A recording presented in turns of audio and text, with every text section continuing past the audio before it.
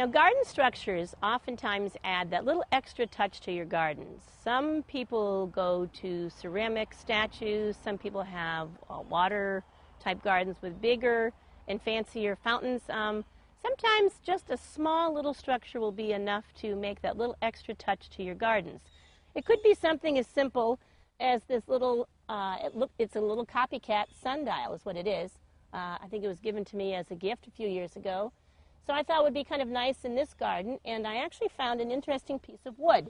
And I love wood that has little natural designs in them, some little carvings here.